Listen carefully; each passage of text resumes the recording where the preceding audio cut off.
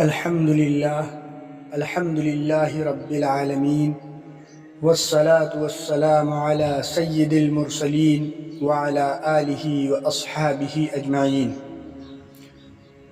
تمام تعریفیں اس اللہ ذوالجلال کے لیے ہیں جس نے انسان کو پیدا کیا، اسے بولنا سکھایا اور اس کی ہدایت کے لیے اپنا کلام یعنی قرآن مجید نازل فرمایا۔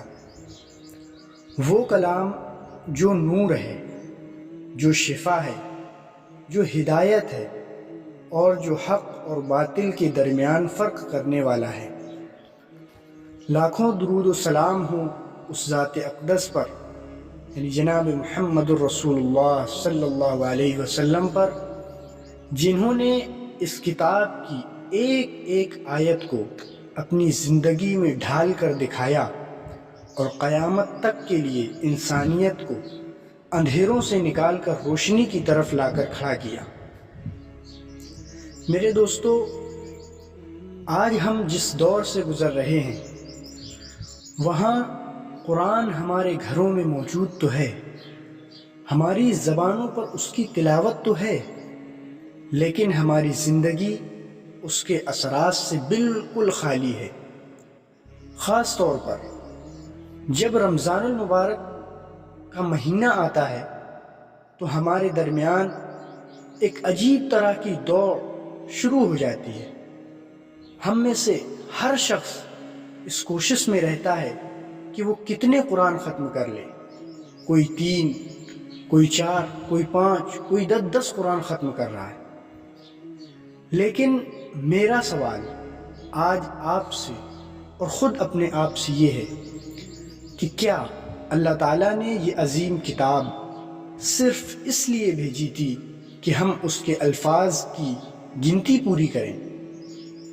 کیا ہم پاروں کی تعداد کو دیکھیں؟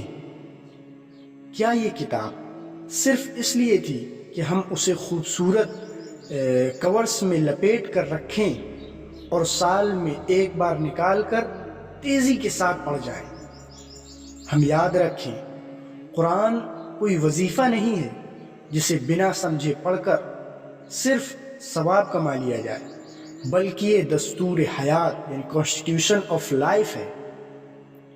اللہ تعالیٰ نے قرآن حکیم میں بار بار ہمیں یہ آگاہ کیا ہے۔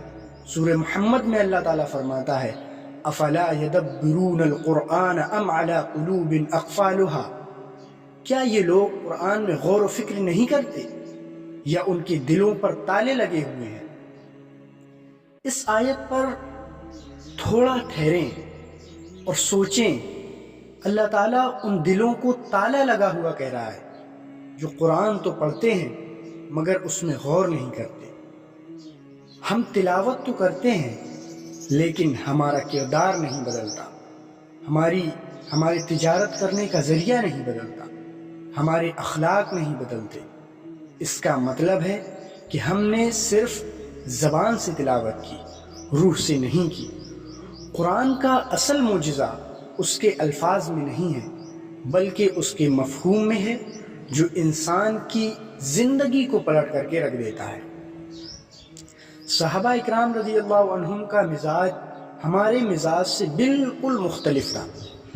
حضرت عبداللہ بن مسعود رضی اللہ عنہ فرماتے ہیں ہم میں سے جب کوئی 10 آیتیں سیکھتا تو جب تک ان کا علم اور ان پر عمل نہ کر لیتا تب تک اگلی 10 آیتوں کی طرف نہیں بڑھتا تھا۔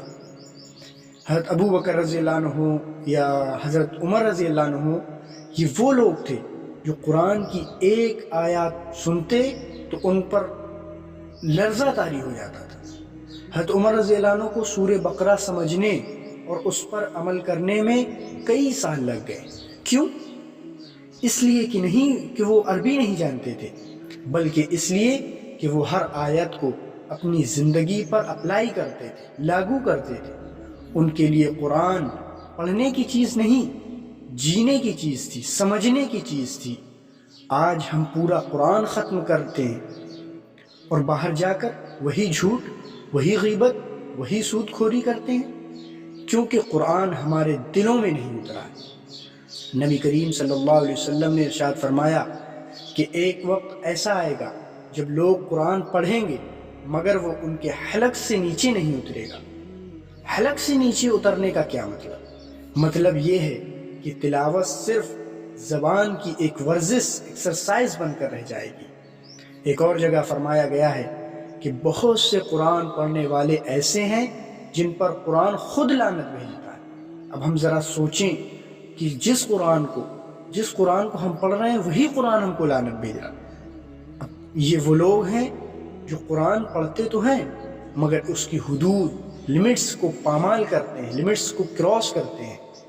اگر ہم قرآن میں پڑھتے ہیں کہ جھوٹ بولنے والے پر اللہ کی لعنت ہے اور پھر بھی جھوٹ بولتے ہیں، تو بتائیں وہ تلاوت ہمیں کیا فائدہ دے گی؟